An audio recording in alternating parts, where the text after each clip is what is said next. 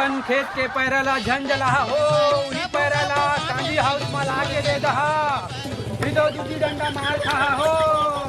ए कोटवा का दादागिरी चलत भाई तुहर वाह का दादाजी का हथंगा हम हगा काला मारबे दूधी डंडते हैं यार तुम्हें असम मल्ला मारबो जी है। हां हम का मारबे बड़ा सरपंच के होता है दोनों कोई मिल के पूरा दादागिरी करी है गांव में है। हमला जैसे सरपंच के है हवा है दूधी डंडा मारे के हाकल पार के आबे इसी की के हम मुहिर कहा चन हमर का गलती है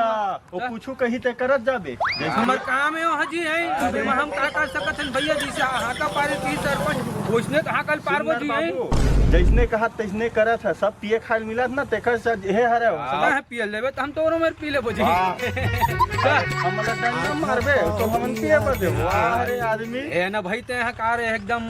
फ्लो बढ़त जाते तो रही अपन पैरल जला दे बिन जी हमला का करना है ते बस एक ठपवाल पिला देबे नी पोर करबेच करबो जी हम अपन खेत में लगाहन धान ला हम कुछ करी तुमला का करे बरे